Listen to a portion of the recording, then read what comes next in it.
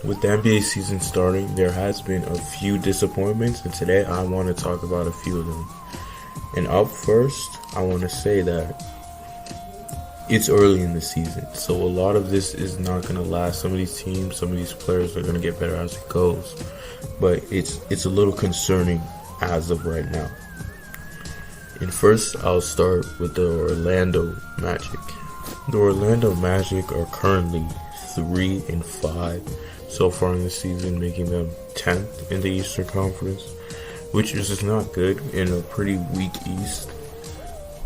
I thought the Magic would be a little more legit, and I think one of the main issues is the lack of change. I think getting Desmond Bane, they thought they would get another scorer, a guy who could really help with their shooting issues. But so far, Desmond Bane isn't playing that well. Once again, it's early in the season.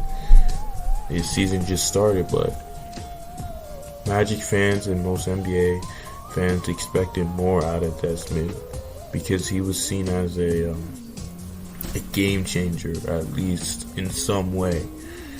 But I don't think the blame fully goes onto him. I think it also can be their star player, Paolo Banchero, who has played pretty inefficient. But it's not like he's playing really bad or anything, but it's just the inefficiency and this team in general. I think mainly it's not him, but it's just the lack of shooting. They still can't shoot. Their defense is not as great as it was last year, and that makes a team kind of in an awkward place because you're fighting out in every single game you play. That's kind of why they're 3-5. They're having a tough time so far this season. But I also think it's coaching. I think Jamal Mosley's been there for a few years. It looked pretty promising, but when a lot of things don't start to change, it becomes a question of can he really get it done? And I'm not sure right now, but I wouldn't panic too much for the Magic. Once again, it's adjusting phase, but if this continues, it's going to be pretty concerning for Magic fans looking forward to the rest of the season. Alright, going on to another team, the New Orleans Pelicans. Now, they did just win a game. Shout out to them. They finally won a game. They beat the Charlotte Hornets, which, it's not that big of a flex, but they won a game. So, something's going. But this team, once again, I think it's really just the coaching thing. I don't know how much I can trust their coach. And also, this is not good because they don't have their first round pick. They gave it away for Derek Queen. And Derek Queen, he definitely could be a good player. I think so far he's playing like a rookie. He's not playing that bad. He's actually not doing too bad overall.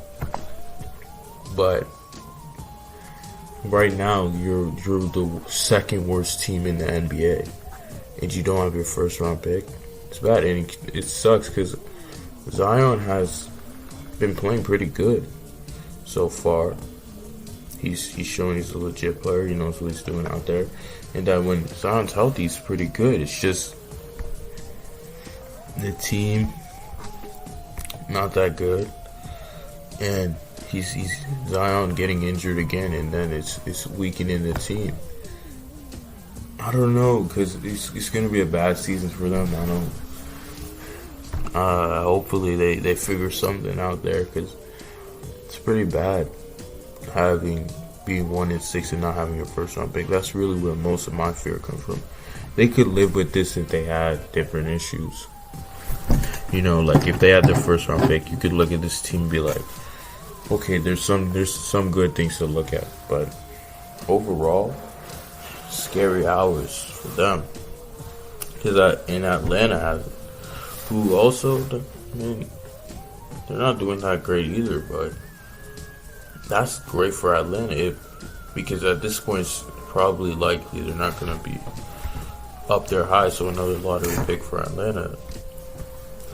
Not good for the New Orleans Pelicans. Now on to individuals. I'm going to go with a player from the Memphis Grizzlies who is having a little bit of a beef with the coaching staff, and that is Ja Morant. Ja Morant a few years ago was seen as the possible face of the league. He was a superstar. Memphis, they were going up, they were getting better. Things happen, this and that. Obviously the gun stuff obviously kind of messed it up a little bit, but Ja is still a good player, and he's a quality player, but obviously he does not like what's going on in Memphis. He's upset, but it's not an excuse. It's not an excuse. And I think the coach is definitely right for pointing out Ja for his lack of effort and just not playing good, because he didn't play good enough. As the star player, he's not leading that team. But obviously he's having his shooting struggles. I think he's only made three points made this year, and he's gone 0 for 4 from 3, 0 for 6, 0 for 6, and 0 for 2. It's not good. In Memphis, obviously this is going to become a problem for them, because it seems like he doesn't want to stay on this team. He does not want to be on this team. And even if the coaching staff is obviously not playing the exact way that you want to, you still have to show effort as the star, the leader of the team. That's what you got to do. But besides that, shout out Cedric Coward. He's a pretty good player. He started his career off pretty well. But besides that, Ja, obviously, big controversy. He's just got to stay focused and do what he needs to do. But so far, it is looking like a disappointment. Now, for me, this is not really someone who's been disappointing, but obviously people are pointing him out due to the other people in his draft class playing extremely well.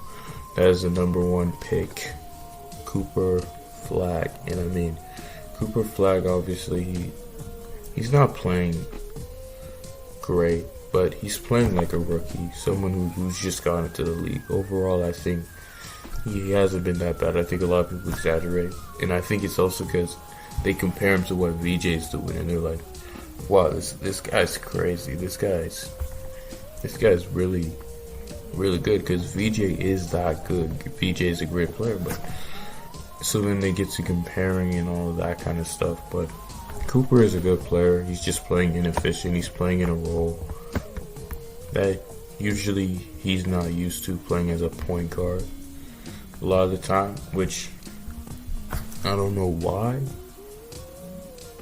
but Jason Kidd just thought that was necessary. I guess he just does not trust D'Angelo Russell that much. But Cooper has not been that bad. I think he'll get better as the season goes on. I think he'll be one of those players. First half of the season, not too good. Second half will really show what he can do and how good he is. But someone that people are a little disappointed in, but it's not really something to be too concerned with.